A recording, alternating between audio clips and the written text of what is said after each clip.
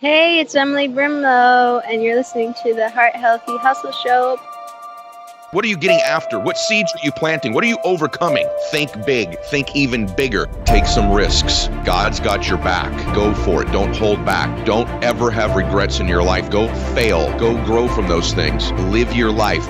Your identity is not defined by your successes or your failures. If you're not happy where you're at, you won't be happy where you're going. Choose to do the things that will make you the person you want to be, that will make you a better person next week and next year. You're going to have to leave some things you're actually good at behind so that you can find what you're wired for, what you're born for. Being a world-class entrepreneur is being in every area of life excellent. It is the little things that are so easy not to do. The best thing that you can do is assume the best in people. I want people around the world to believe they can do something great with their life. If I build the biggest business, but I destroy my physical body and I lose my health, I don't think that's success. While you're on the journey climbing to success, never forget the things that matter most.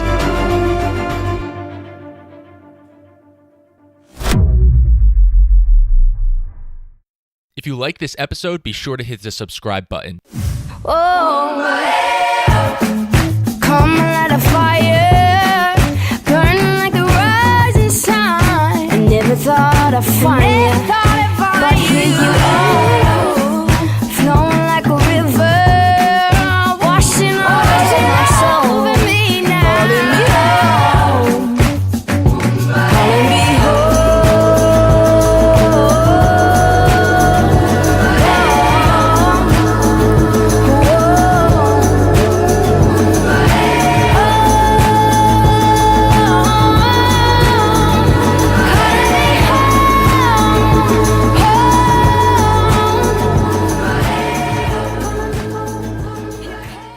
Awesome. The tater tots arrived at my table, but I'm gonna not eat them. I'm just looking at them. So we'll go ahead and get started. Welcome back to another episode of the Heart Healthy Hustle Show. I'm your host, Jonathan Frederick. Today's guest, very excited to introduce you guys to Emily Brimlow. So Emily, say what's up to the people. Hey, it's Emily Brimlow. Stoked to have you here. Emily is a soul singer, songwriter originally from British Columbia, Canada. Yes. She's BC. now BC and now living in LA. Emily is known for her unique blend of soul, R&B, hip-hop, and world music. So since a young age, Emily's been immersed in music. She began singing and playing guitar at family shindigs under the tutelage of her father, also an accomplished musician. After high school, Emily spent a time in Australia where she toured with her band, bringing music to small towns in Australia's outback. Emily believes that music is the universal language of love that connects people regardless of their personal history, experiences, or beliefs. Performing and sharing music is Emily's way of bringing all different types of people together. Her joy in performing is gathering people and creating experiences that never happened before. A fun fact, Emily's music I discovered about 2 weeks back on Discover Weekly on Spotify, and is currently, the last time I checked, it's showing you have almost 500,000 monthly listeners. Yeah. So that's really exciting. Congratulations on your initial success here. Thank you. Yeah, you're very welcome. Yeah. Fill in anything from the intro you want people to know about you that we don't know from that bio. Yeah, that was I forgot that I wrote that bio. That was good. Yeah, that must have taken, that was intense. Yeah, that is pretty much me. I grew up in Canada, BC, snowboarding and skiing like every good Canadian. And yeah, music's just been a huge part of my life. And now I would say in the last 2 years, but specifically this year, it's taken off in a new way for my career. This last year has been what do you call it? It's been like the breakout? Yeah. I'm looking for like a metaphor, but I can't think of anything. Like a blooming year? Yes. I am a flower and finally am blooming. Love it. So you've been playing music since you were young. So what we'd love to do is jump into your story. I grew up in a household of music. My dad used to play the mandolin, and all of us. Oh, the mandolin. Yeah. Me and my siblings each played instruments. It wasn't like a crazy band type of household, but we did play music quite often. I'm interested to hear a story of how you started in music and trials that you had to overcome, and share with us how you got started and what sparked your love for music. For sure. Were you guys like play around like a fire or something? That sounds kind of like with the mandolin. I feel like you'd need a fire. Yeah, it does sound like we would have needed one, but I don't think we did. Fair question. that was kind of my case. Is that every year my family we would go to Shuswap Lake in Canada, in kind of the middle of nowhere, and my whole family would go, and it would be only like a weekend, and we'd always play music around a fire. That was just how it was. Like, if there wasn't a fire, we just didn't play. I don't know. It was just a thing. And then we'd start at around like 7. Someone would grab the guitar, then someone would grab a shaker, and then my aunts would start harmonizing, and then before you know it, there's like 20 of us around the fire, and then we'd probably play till like 4 a.m. And I was like really little, so I would be awake for the beginning, and then I'd always fall asleep either on someone's lap or in a guitar case. I'd pass out or something like that. That's when I learned like the heart of music. Like the reason I love it is because it brought my family together. Because I come from a divorced family, and that's my dad's side of the family. Like, they're all just like, we're pretty rowdy people, and I feel like music is the thing that keeps our family together every year. It just like unites us. And I mean, we're all pretty different, but yeah, that's what I learned, I guess, was when the music comes out, our family is together. So that's been like, that inspired me to create the same atmospheres and environments with my own shows, and just when I jam out with other musicians or I'm in a writing session, I always have that in the back of my mind, that music is meant to unite people. And I think if it's not uniting people, then I guess I don't really want to be a part of that side of music. Yeah, that was kind of harsh, but I just think for me personally, that's what ignited it in the first place, is just creating atmospheres, beautiful atmospheres, and music did that. And that's like my heart throughout my career, is to, like, even when I play big shows, I mean, my favorite part of playing shows is getting the crowd to sing along and being in the moment with me, instead of me being up there performing and them being entertained. I love bringing the element, just everyone just coming together in that moment. It's so beautiful. I remember I went to do you know Foy Vance? Yeah. You do know him? Wait a minute. Are you talking about Vance? Say it again. Everyone confuses it with Vance. That guy's name? Yes, I know him. Yeah. But no, this guy is Foy Vance, and I think he's from Ireland. He opened up for Ed Sheeran. He opened up for Passenger when I saw him. And wow. Yeah, and the last song he did, everyone sang along to his chorus, and I forget, it was something about home. It was a really beautiful chorus, really simple, and then he left the stage, and the lights went off, and everyone kept singing the song. And it was one of the most incredible moments I've ever experienced. It's so powerful. What do you think it is about music that brings people together? Oh, there's probably so many different reasons, but... You think it's spiritual? I was going to say, I think it's like the energy and the spirituality in it. I mean, music isn't a tangible thing. It's audible and, to me, spiritual. So it's not like you gather around in a circle and pass around this book and everyone's sharing this one book. It becomes the atmosphere, and everyone gets, what's the word, enveloped? Yes. Yeah. And because it's audible, we all get to share it at the same time. I think it makes everyone very present. You just become so present. I don't even know what it is. Going back in time, from my assessment, and I'm not an expert in music, but I think the reason that your music particularly resonated with myself as well as so many others is because it is so authentic, and you're coming from a genuine place, and you're singing that way. The music reflects that. I love the integration of background singers. I love the integration of kind of like that poetic rap going on, but it's not really rap. I would say more, what would you call it? I just call it sing rap. I don't know. It's just like fast lyrics. But it works. It works. The styles being all kind of intertwined, working out in such a good harmony is fun to listen to, but there's an authenticity there. And I think it's reflects your desire to unite people with music. I'd love to hear. I'm glad you can hear that.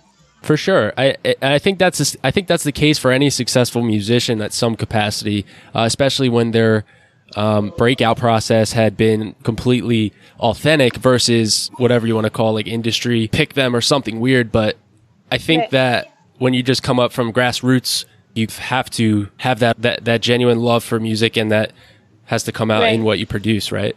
Right, totally. Yeah, I mean, that has to be what drives you at the end of the day. It can't be another person telling you, like, you should do this, you should really write a song now, or whatever. Like, you sing, you play some instruments. So tell the audience what instruments you play, and then I'd love to get into how you discovered that you can sing. Yeah, I play guitar mostly. That's my main instrument.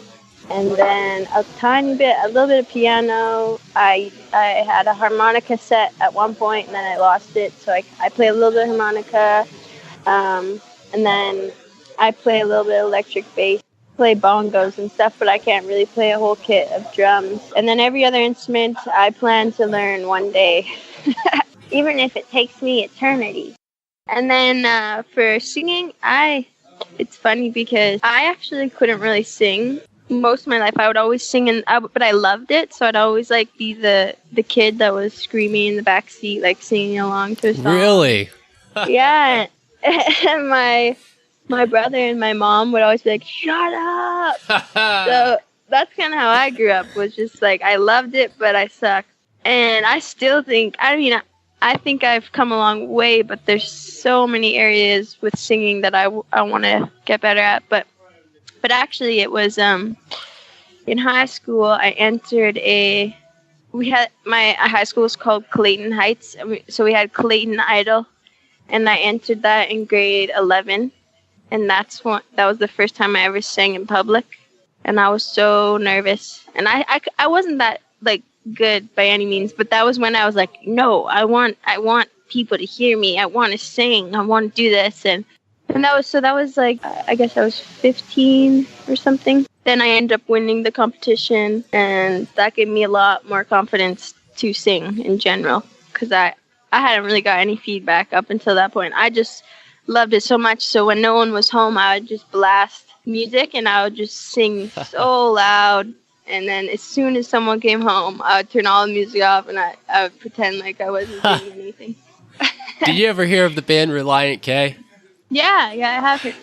This goes back to my middle school ages, but I did the same thing, minus the singing, where I had a video recorded, like a home video. I had like a bowl haircut, and I used to be a skater kid when I was 11. I think I made this video when I was 9 or 10 years old, and no one else was home, right? But I was blasting Relient K, and I was playing the air guitar like I was in the concert. I was like headbanging, and I recorded this video. My family found this video a couple years ago and started playing it, and it was hilarious because no one ever really saw that side of me. So they were like, "What the heck is this? It's so great. Where was this?" So I don't know what it is, but something about being younger, I think there can unfortunately sometimes be like some kind of block or some kind of shame there that like, oh, I don't know if people are going to accept my voice or whatever. Right. Yeah, and I guess also when you're going through like puberty and stuff, like you don't even really know how to use your voice. You're just like, at least that's what it was for me. Like I really did not know how to sing. I would be so embarrassed if there was a video of me. I don't think I have any videos. I think only a voice recording. Yeah, that's actually how I started to like critique myself. I got a recorder, and then I would record myself singing because I was like, oh, I'm pretty good, and then I would listen to the recording and I would just like gag. I'd be like, oh, that's so bad. That's about me on every episode of my first 10 interviews on my podcast. Same thing. Yeah, I guess we're our worst critics though, but it's good if you don't like hate yourself, but you just want to be better. I'm interested here. Have you monetized your stuff yet? I mean, you're young, you're married, you have Spotify, SoundCloud. For young musicians out there, especially on the entrepreneurial kind of grind, are you working? Are you guys living off of Spotify checks every month? Like, how's it working out? Man, that would be the dream to live off Spotify checks. Right. Isn't it like every 1,000 stream gets you like 10 cents though? Every 1,000 streams gets you $4. But yeah, I think it fluctuates if you have a premium account or not, but it's very little. But no, we have gotten checks from Spotify. That the first check I got from Spotify, I think, was last month, actually. Wow. But yeah, so we're not relying on them. I got you. Even though like something like that was small, have you busked before? Because when you see that money coming in from something like Spotify, that's passive.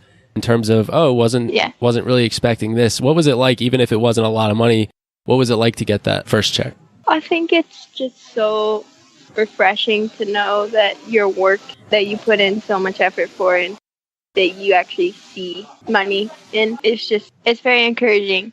I think for me, because I got so many views so fast, that was almost more encouraging than the money that came with that. Because if you get a lot of views, you can see a little bit of money.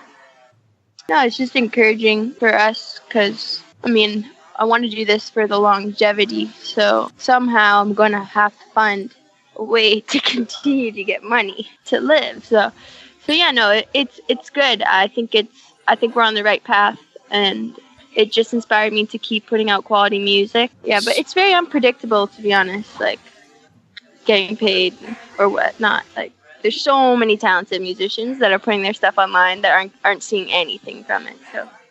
So what got you the most views? Was it Hope and then Calling Me Home?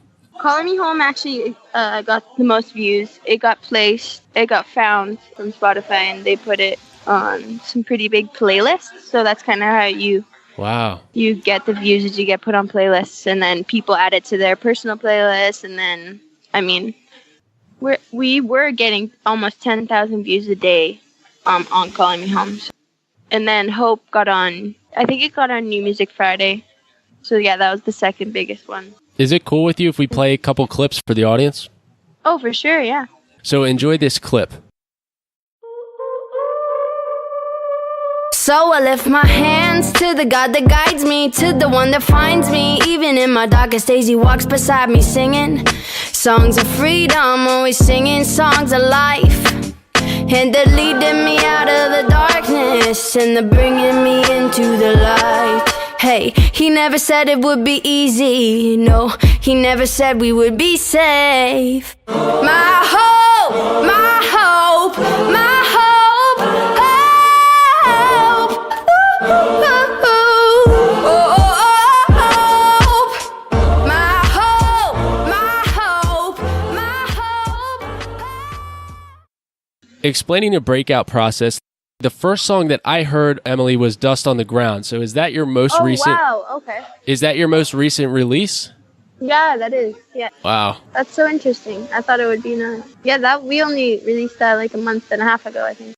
Feel like I've been sitting here for weeks waiting on a miracle or somebody to preach to my heart. It hasn't reached to my soul. Whoa, as I was sitting there damaged, then you came with your arms wrapped around me like a bandage. How can I thank you for what you've done? My payment is equivalent to a half grain of sand, and all I can do is thank you, cause a matter of fact it's paid all my debts by the grace of the sun. The grace of the sun. If I was a slave, if I was a slave, if I was... I am really stoked following your music now because you have something here that is pretty rare. So you discover your voice. How old are you at that time? You grade 11? Yeah. And then you keep singing. What sparked your travel? I lived in a small town. And my mom traveled when she was out of high school. So I always had support. Hearing my mom's stories, it was literally just like, it was just like burning inside of me. I was like, I have to leave the country. I have to go other places. Nice. So did you go to Australia first? Yeah, I went to Australia and I actually went to school there. It actually is like a mission school. And so it's structured. And I was 17 at the time. So it was actually pretty good for me, I think, to be under leadership and everything. And then they go on mission trips to other countries. And so I went, and then from there I went to Indonesia, did a lot of I guess you say it like missionary work, I guess, and then came back. I loved it so much. At the time I loved it so much, and I then went back to staff the same school that I went to, and I was in Australia for 2 years. And that's when I started a band there, because I was leading a music school there. Instead of going to another country, like a third world country, we just went all around Australia. Played a lot of shows in the outback where people don't get entertainment, so it's so much fun playing there because they don't really see like outsiders much. people don't really go there, so Yeah, they really appreciate you. And it's like, we weren't that good as a band, but we felt like rock stars. We were like, yeah. I saw one of your performances from Sing at the Moon. Oh, Sing to the Moon. Yeah. Sing to the Moon. And you had 2 backup singers and then the drummer, and you guys were jamming. Yeah. It was like on the beach too. That was awesome. Would you Yeah, that was in Sunshine Coast. So what is the Outback? I actually don't know exactly what that is. Oh, the Outback in Australia. It's like the country of okay, Australia. So, yeah, when you think of Australia as a tourist, you probably think of like Sydney, Melbourne, Perth, Brisbane. You're like, whoa, all this coastal surfing, all that. But the Outback is country land. They're very far from the ocean. Yeah, it's kind of just like any country towns that you go to in America, I guess. Except for it is extremely hot. And instead of typical like baseball, they do cricket and stuff instead. Yeah. And they also like to go pigging. So I only got to do that one time. That's when you go shoot wild pigs. Wow. Yeah. And then there's also all indigenous towns. So a lot of the history in Australia it's quite sad, heavy in Australia, and still is very heavy today. Like, you can feel the history. You can feel it in certain towns. So we went to all indigenous towns, which are amazing, and they still keep their culture there, and we got to play at schools there. So it's crazy because it feels like a different country. Wow. I'm interested to hear more about this mission trips, what they did to mold your character at such a younger age. When you went on some of these trips, what are some of the biggest things that you learned from going on these trips and serving? To appreciate other cultures and to respect people and to humble myself and know. I mean, I think when you travel outside of being a tourist, because you can go to any third world country and be a tourist and not really experience the culture. Hey, Emily, would you be able to change anything with your mic? Is this better? Yeah, that's a lot better. Thanks. Okay. Yeah, I just said I think it taught me to respect other people as a teenager, and it humbled me, taught me to appreciate other cultures and differences, appreciate difference in people and in culture. One of my favorite quotes is by Mark Twain. It says, "Travel is fatal to prejudice, bigotry, and narrow-mindedness, and many of our people need it sorely on these accounts. Broad, wholesome, charitable views of men and things cannot be acquired by vegetating in one little corner of the earth all one's lifetime." Whoa, I love that. That's like everything you just said. Yeah, you got to send me that. Yeah, that was a lot of information. If you just do you travel a lot then? Probably over the last 4 years, I've traveled the most that I ever have. I moved like 9 times. Oh, wow. And it's nothing crazy, mostly just state to state type stuff. Most people listening probably don't even know that. Over the last, I would say probably 5 years, it's been quite a few times because I've done like month to month situations. Just really like to stay light. I don't like having a lot of material things that keep me feeling like I'm trapped in any one place. Are you minimalist? I would say I have adopted some of those things, but I can't say that I am a minimalist. Even though I adopt a lot of that philosophy where, if you're not using something after a few months, try to sell it or give it away. It's definitely helpful for freeing up my mind and just making me feel more content. Yeah, it's easy to say, but it's harder to do, I find. Like, get rid of stuff all the time. That's true. I like that mindset so much. Like, me and my husband adopted that. We're very light people. We live light. So talking about a bit more about that, what does that help you guys do? Adopting more of that minimalist lifestyle, especially at your age, you're in your mid-20s, right? So you guys are still fairly young. I'd love to hear more about that because some people listening might be confused. Like, what do you mean? Well, how can that be helpful? You don't have everything you need, but it's really a choice. And you do have everything you need. There we go. Yeah.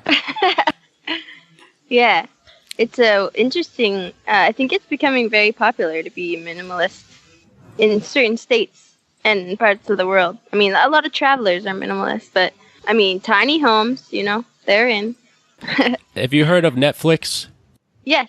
So Netflix has a series called The Happiness Project. My friend Jarrett just told me about it. You should check it out. I think you'll like it.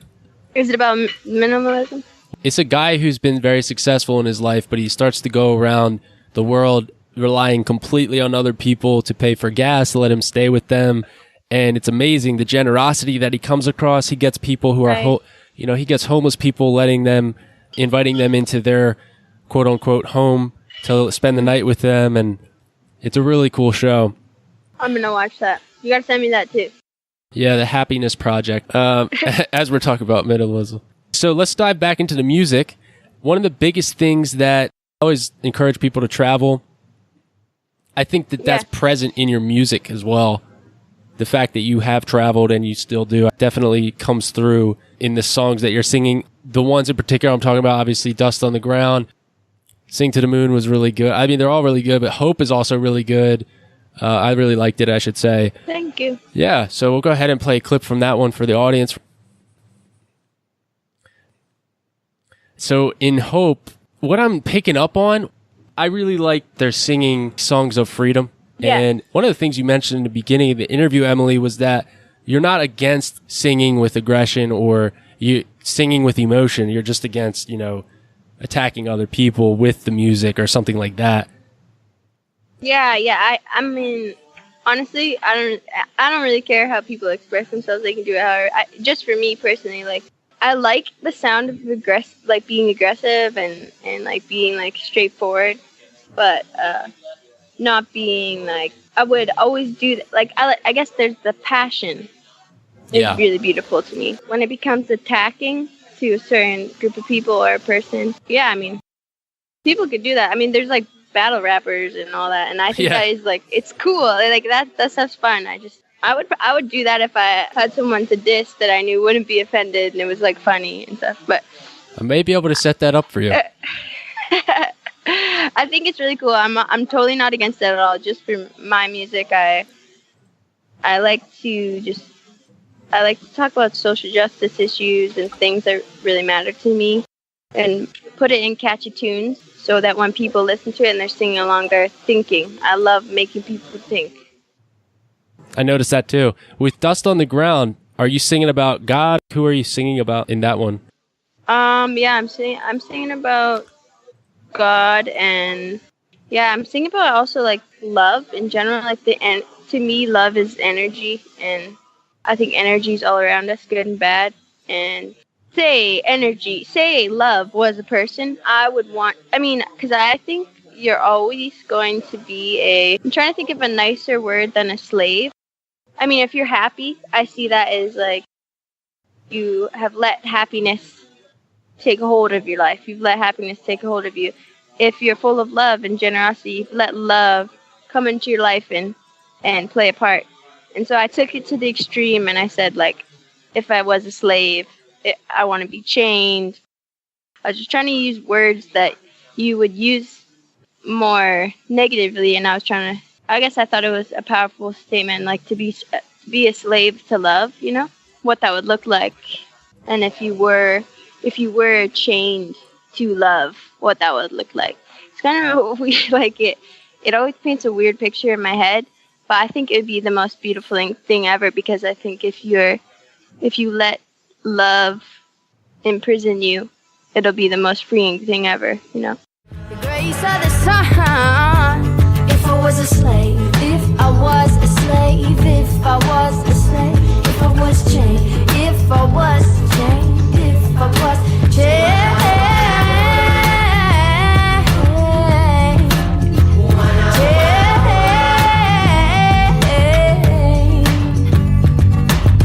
I got nothing to repay you besides my life laid down as a tribute. I hope it continues from Rome to Japan. No matter the distance, I follow your plan. Ruling terrain and a fortune of fame. Richer or poor, no matter the name, it don't faze me, 'cause only you faze me. If I was a slave, if I was a slave, if I was a slave, if I was chained, if I was chained, if I was chained. Wow, that's very thought-provoking, like you said. That's pretty good. So it's that, I'm looking at the lyrics here, and I must wait until I've found the ground that you are walking on. So you're singing about love. Wait, whose lyrics are those? Oh, I'm so sorry. That's the wrong band. Dang it. Thanks, Google. But, I'm going to cut that out. It was the same like theme there. I was like, whoa, did I read that? That was Bombay Bicycle Club. Yeah. Interesting. My bad. Powerful. So I'm just curious to know if you have a Christian background or if you have... Yeah, after high school, I was involved with, so Youth with a Mission, YWAM, and then I was involved with Young Life, and they're all Christian organizations. So that gave me like really good, I would say, very good foundation of just love and respect. And now me and my husband we love God, and I love Jesus, and I love all that Jesus stands for and everything like that. But I would say we don't go to Sunday church or anything like that. We have a lot of Christian friends, and I think there is like literally like an energy that Christian people have that is so attractive to me. For sure. Yeah. And yeah, I mean, I guess I would say I'm a very like, I actually try not to like categorize anything. I got you. I'm the exact same way. I do the same thing with this show. I'll just encourage you as you continue to break out and get more discovered and start playing on popular TV shows, whatever you decide to do. I would hope that you don't shy away from, revealing your true identity to the masses, because I think what I found with even just this podcast is that there's a lot of people who are starving for the truth and they're starving for hope, and your music and the gifts that you have that is infused into your music is giving you this amazing vehicle that is already giving you a platform, is going to continue to expand your platform. So I would hope that, in that you'll be encouraged. But I got you with the categorization is the biggest thing for me as well. It's that I used to be afraid to talk about, I have Christian beliefs and I'm a Christian, For me, the hardest part is when people don't yet know me, and I'm worrisome that if they categorize me before they get a chance to know Jonathan, that they'll just say, oh, well, he must be bigoted and prejudiced about these categories because he says that he believes what Jesus stood for. And it's like not fair to me because I don't do that for other people. But I don't know if you can relate to that. Totally. Yeah. I think also me and my husband are just increasingly growing more and more open to so much in our life, spiritually and like friend groups and everything. So I would say, I believe in Jesus. I think he was a real person. I think he came down, and I think he died for people to have a relationship with God, like 100%. But when it comes to kind of what you're saying, like when you say you're a Christian, like I don't even know if that is what Jesus would want me to say, like I'm like, yes, I would say, yes, I believe I have a relationship with the creator of this universe. But yeah, because unfortunately what the word Christian has come to mean to a lot of different people is usually a very different meaning because we attach our life experience to what we... So yeah, it's a really interesting topic, but I found with the podcast, that's a great point too. You don't know if he would... Well, I don't know what even... Like when people say I'm a Christian, I actually don't even know what that means. Yeah. Anymore. Oh, that's fair. But what I mean is from like your background in YWAM and Young Life would be pretty grounded, I think, in what I'm what I'm kind of speaking on, as opposed to I'm Christian, so I'm not Jewish, or I'm not this other stuff, right? Right. A lot of people do that. So I'm interested to hear the Heart Healthy Hustle Round. I'll ask you a series of questions based on the words from the title. So Emily, are you ready for the Heart Healthy Hustle Round? Let's do it. First category is heart. What activity do you use to care for and strengthen your internal character? I think music, because it brings me into a place of meditation.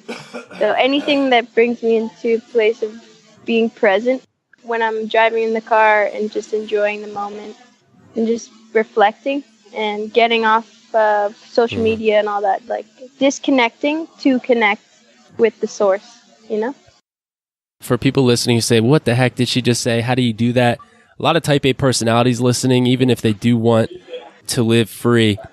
What are some ways that help you do that? Is there like a decision you've made? Because there are certain people, and I know this to be true from what I've seen, there are certain people and their spirit, like you're able to just kind of let go of things that it's harder for other people to maybe forget about for a brief moment, or it's easier for other people to tap into prayer and meditation, whereas some other people really struggle to let go of the thoughts and the things that went on in their day and their life. Yeah. I would say like visual meditation. So instead, when I meditate, I don't, I dream and I have visions. And I think it's super important to use your imagination. So I think that's why meditation for some people can be really hard, because I can't clear my mind. Like I don't do that stuff. I fill my mind with ideas and visions and dreams, and that to me is relaxing. And I think to bring yourself into a relaxation state, you can't ignore your worries. So I would say like I take my worries, like this sounds weird, but like in your mind, take your worries in your hand and like give them up to whatever you consider God or the source. Give them away. Don't hold them. And I actually think that physically does something to you. And also the power of thought and words. I mean, it's crazy. Like if you say to yourself, I'm worried, I'm stressed out about this, you will. I think you will be stressed and worried about. But if you say, I choose relaxation, I choose joy, I choose love, I mean, it's so powerful to say, I am relaxed, I am full of life. And I think you will start to embody that and become it. So I think there's so many different ways. I guess because I'm not a type A person, I don't relate with that, but I try to like sympathize with people that are. What would you recommend? I don't know. I think death and life are in the power of the tongue. I don't know if that's a verse or not. I think it is. But that's 100% true that words hold a lot of power. They did a study with plants. There was a plant, the same exact species and type of plant, and they put it in like an echo chamber or quarantine tank. And one of them was they like had a speaker saying really like horrible things over and over to the plant.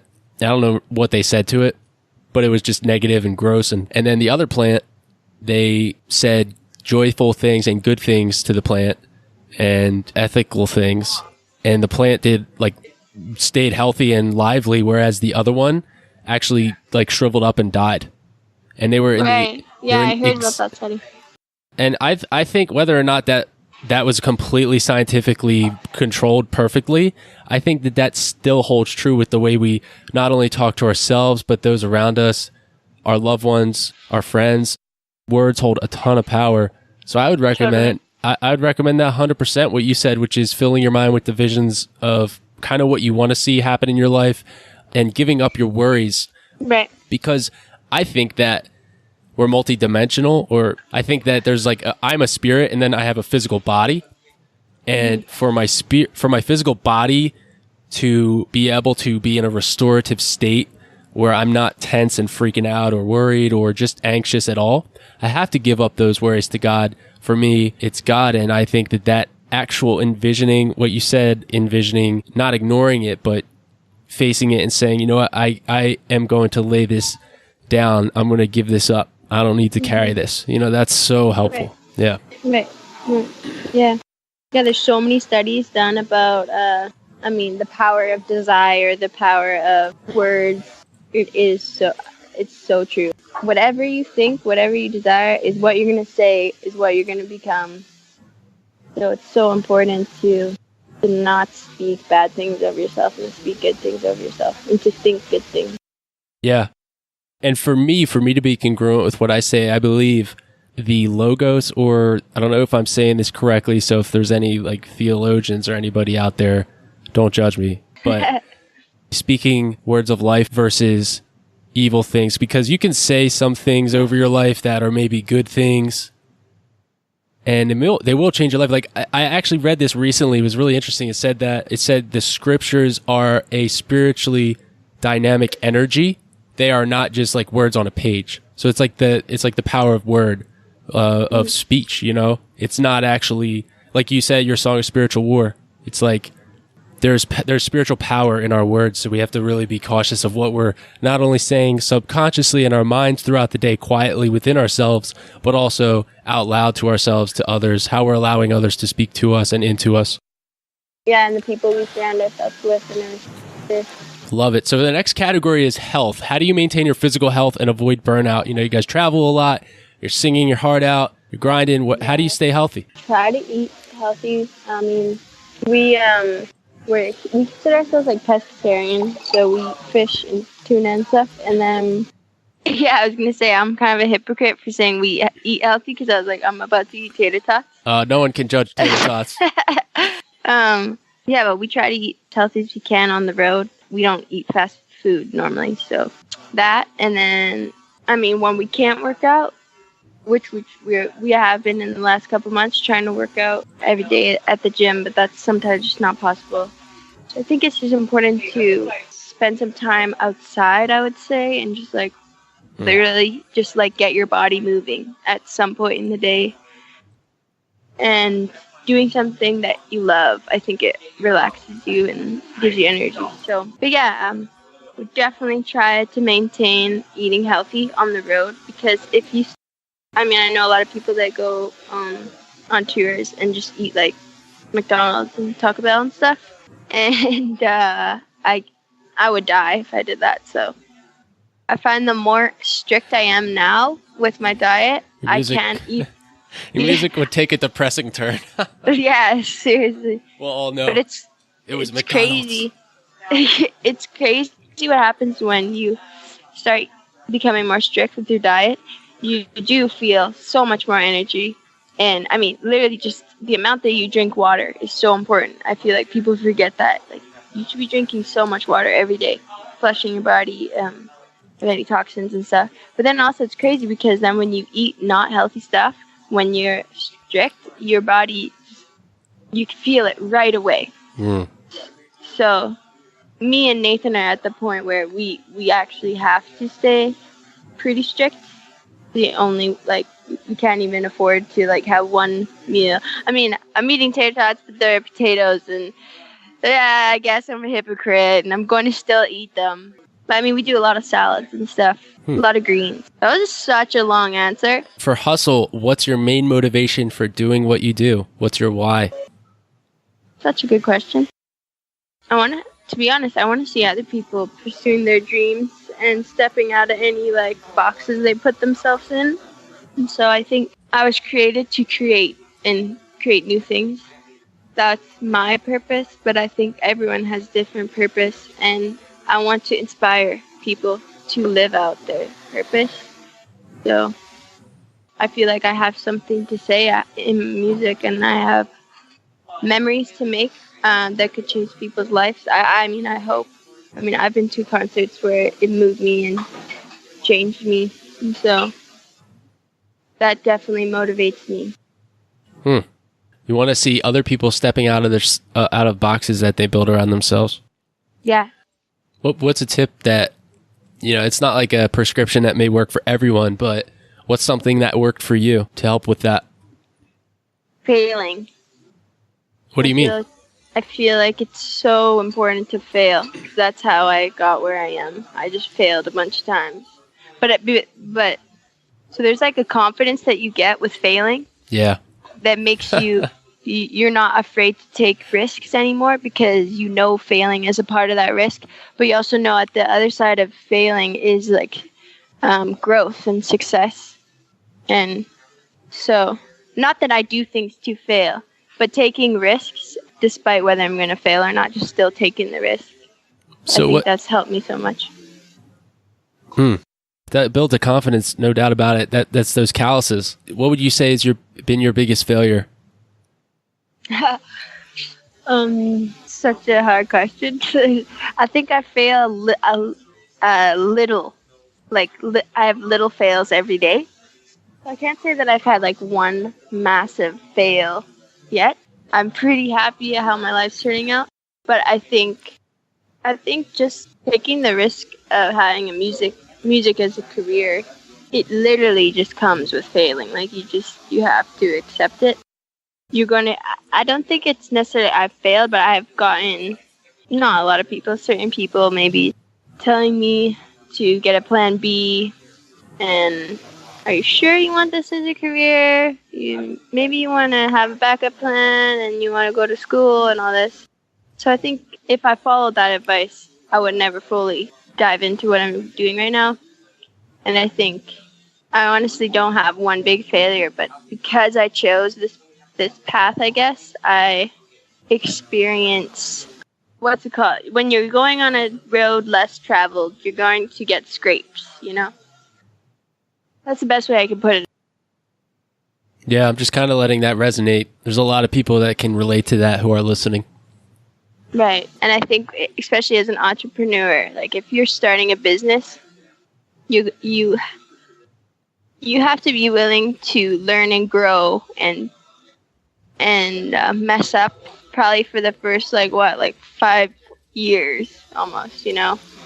It's people that are 50 years into their business that look back at those hard times and say, oh yes, I was growing and learning so much, and if I didn't go through that, I would never be the person I am and I would never be able to have started this.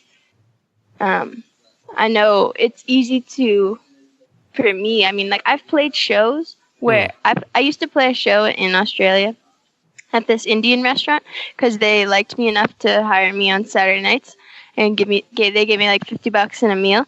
So I was like, that's a pretty good deal. And no one was there. Like, I played for myself. The cook was there. So yeah, I think if I wasn't okay with that, I mean, that's what taught me how to even just enjoy myself playing. Like, if I don't enjoy this myself, then I probably shouldn't be doing it. And I mean, I guess you could look at that as a failure, like, oh, you didn't have anyone come to your show. But really, those were like foundational moments where I learned, okay, I'm not actually doing this for other people. I'm also doing this for myself. And I love it enough that I don't care if anyone's listening. I mean, I had a whole PA system set up. It took me half an hour to set it up, and no one was there. So it's kind of like a lot of people discouraging. Yeah, I think a lot of people would be discouraged. But what you're saying is no one was there except you were there. The cook was listening. Obviously, bless them. No, they were the best people ever, and they had the best food ever. They're amazing. That's so cool. What would you share for the musicians listening who, whether or not they went to school for it, maybe they sing, they have an instrument. What would you say to those of for those of us who are kind of scared of putting ourselves out there more, not even for fear of judgment, but we're just not used to it? Maybe there's like a bit of a self-made box there. What would you share with them? Maybe they want to make some videos of themselves, play more out in the public. Yeah, I guess the weird thing about a musician is that you are the product, and so it's weird to self-promote yourself at first. I think with that, I had to get over the fact that I was essentially you're selling yourself. You know, you're like, I'm playing this show, come watch me. But if you start to think of withholding it from people, withholding your gift from people, if you think of it as that's a selfish thing to do, because there's so many people that could be inspired, moved, touched, blessed by your gift, and if you're not sharing that, you're withholding this blessing from someone. I think that kind of inspired me to, like, that thought process made me able to be like, hey guys, come check out my music. Hey, I'm playing this show. Because it's not for me to be famous. It's not for me to be like, hey, Lala, look at me. It's really so that I can share this with other people. 100%. I think that can be translated across the map for anyone's gift, whether that's music, whether that's business, whatever it is. I think that could be translated. Totally. Would you say you're a very trusting person? Like, do I trust other people? Yeah, like for me, I'm more trusting and I'm trying to give everyone the benefit of the doubt. Like, do you assume the best in others? Yes, by default too, to the point where it's not good. But yes, I have learned my lesson. So maybe I'm becoming a tiny bit more cynical, but it's probably healthy for me because back in the day, I would trust anyone. If they're like, hey, I can change your life in a day, sign this piece of paper, I'd probably be like, oh, sick. You seem like a nice enough person.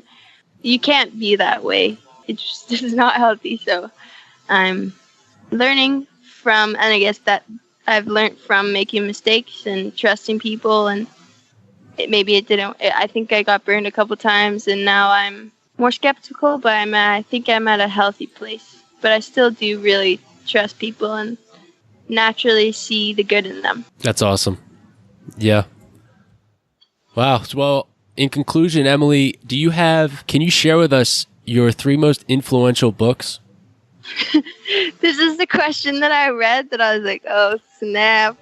I'm the worst for this question because I'm reading a fantasy, it's like a Harry Potter book right now. I'm not one to judge. I like Chronicles of Narnia, so. Yeah, it's not anything to do with bettering your life. It just takes you out of this life. It takes you out of reality. Yeah. I like a fiction book.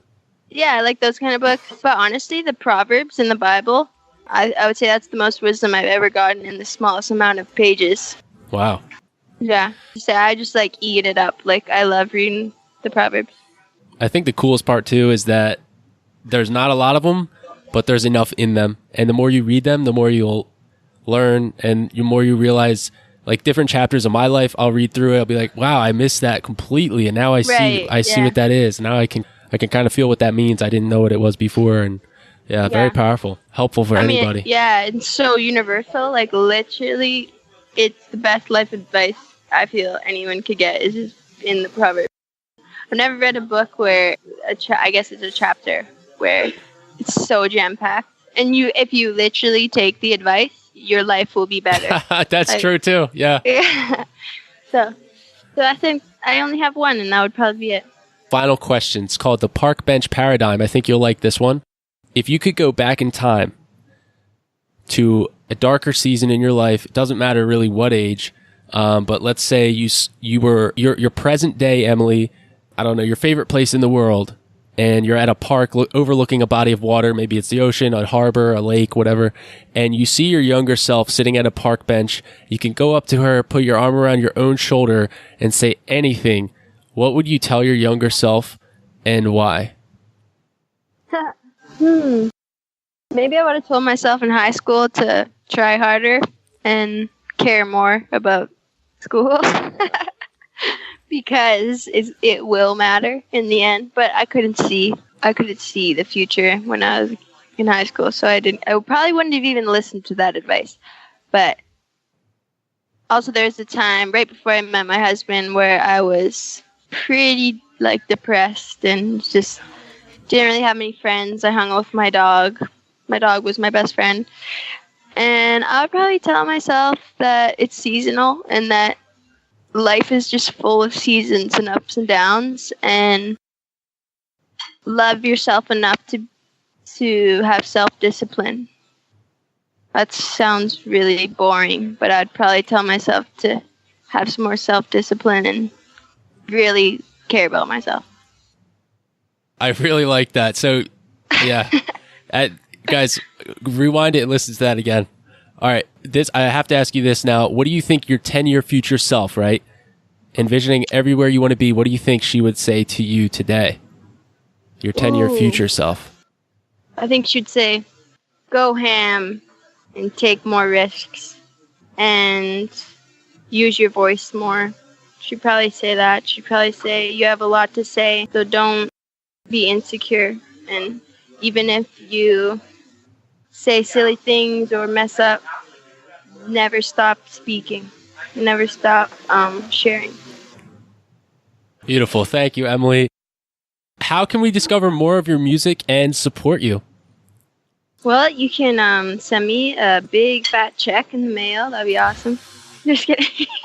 On the way. I'm going to make sure when I leave the house, I'll just leave your music playing on Spotify, all the platforms. Yeah. Just keep it playing so that I accumulate more money.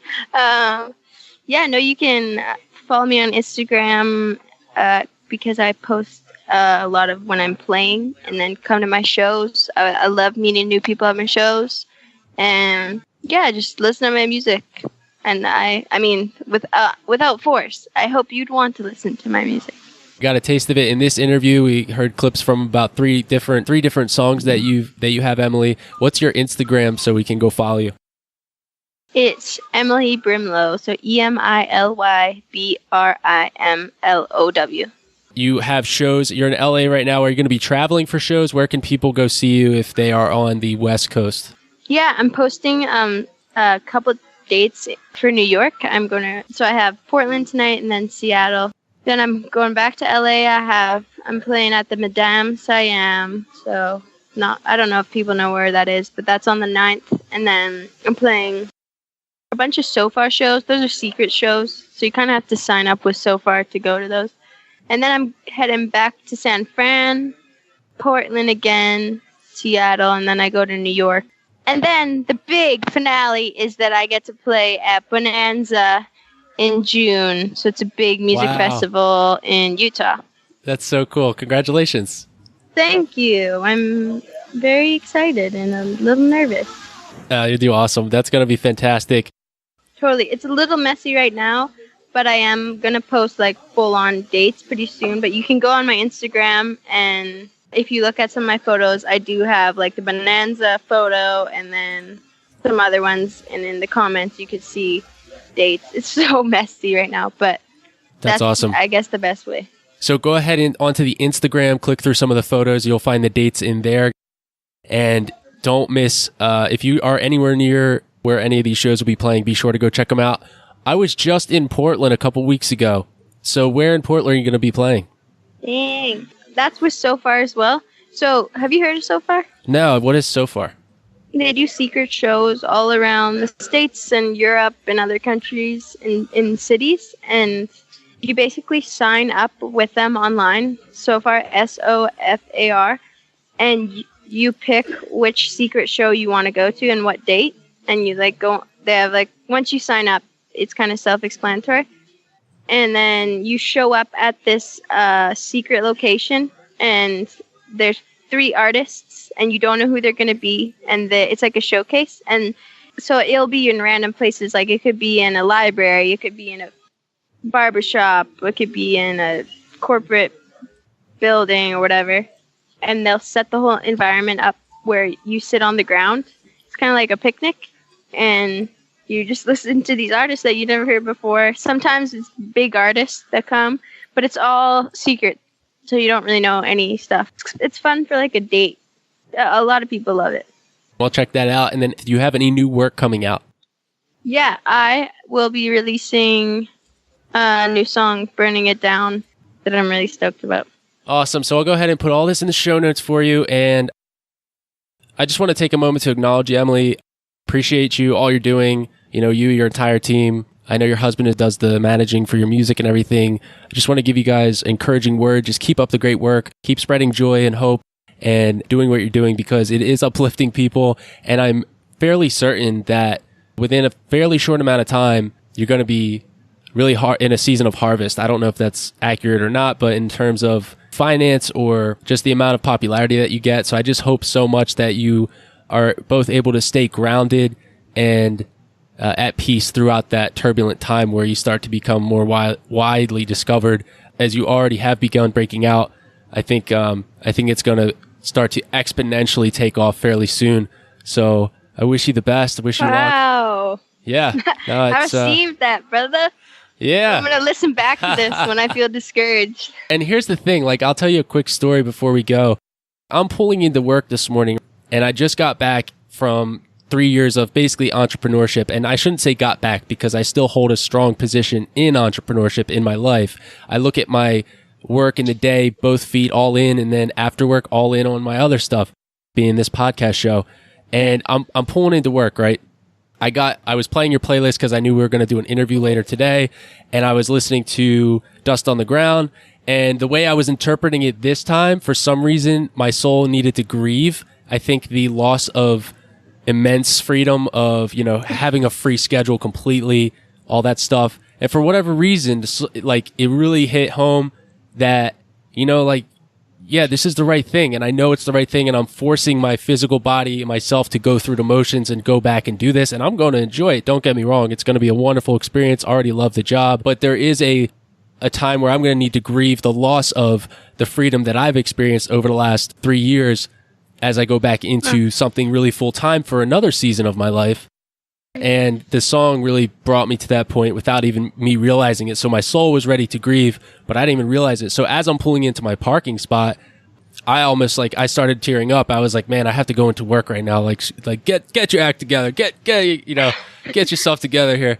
And I'm a guy. Like, I'm not saying there's anything wrong with crying. I think it's important, but it's just like, it's amazing when good people can, like you said, like, you have a voice, use it more for the right things, and keep doing what you're doing and know that it's making a huge difference. And I hope that can be some awesome fuel to your fire that you guys already have blazing. So I'm excited for you. Yeah, thank you so much. And thank you for that encouragement. And likewise to you, man. Like, you're totally spreading encouragement and hope, and just the energy behind how you talk and everything. It's very uplifting. So right back at you, man. Thank you. I'll cut the interview there. Wow. Great job. Virtual high five. No doubt. Right on. Thank you. That was awesome. What did you think of the experience? I think you're really good. I think you're very natural at it. I feel like how I can tell someone's natural is how much they change when you press record, and you don't really change. You're yourself. So I think that's really powerful. And you also ask really good questions. Yeah, I think this is something that you should continue to do forever, because I think it'll only get better. Awesome. Well, I really appreciate that. It's very encouraging. Yeah. Do I have your permission to stream a couple of your songs that I was going to play? For sure. Yeah. Okay, so I was going to play Dust on the Ground, Hope, and then... Yeah, if you want to play Calling Me Home, I mean, that's normally what people love that one. Come light a fire, burn like the rising sun. I never thought I'd find you, but here you are, flowing like a river, washing over my soul, calling me home. You are a mystery, whoop-a-ba-da-da-da. Oh, where did you come from? I never knew that love would shine like the sun, shine like the sun. Come light a fire, burn like the rising sun. I never thought I'd find you, but here you are, flowing like a river, washing all over my soul, calling me home, calling me home.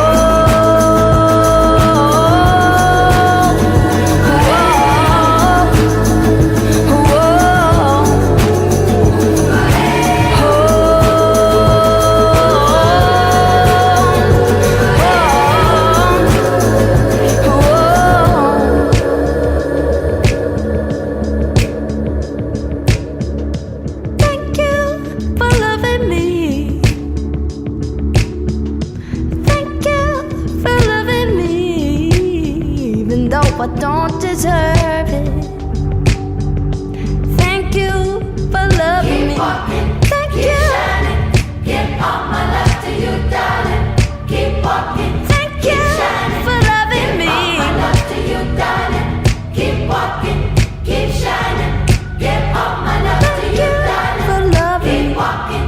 Keep shining. Oh, come light a fire. Thought I'd find you, but here you are, flowing like a river, washing all over my soul, calling me home, calling me home.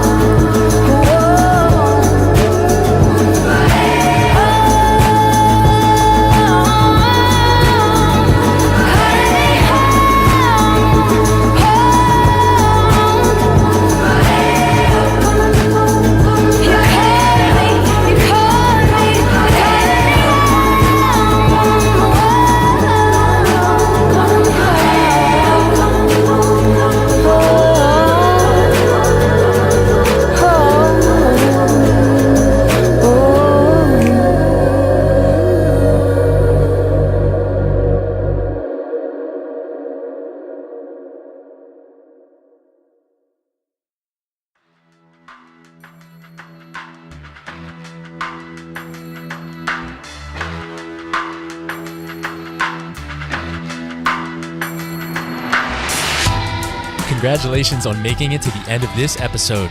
What about this episode stood out to you? Next, I need your help sharing this show. I want this podcast to impact and reach 6,000 people per episode by August 31st, 2019. And I want us to reach 15,000 people per month by March 29th, 2020. Have you been enjoying multiple episodes of The Heart Healthy Hustle? I'm thrilled to share with you an exclusive invitation to join our new Facebook community. To get to know other Heart Healthy Hustlers, simply go to thehearthealthyhustle.com/Facebook, where you can expect to see different members of our community being featured weekly in Facebook Live calls. I appreciate all of your love and support, and I will see you in the next episode. As always, be generous on every occasion, there is a story for you, and live wide open.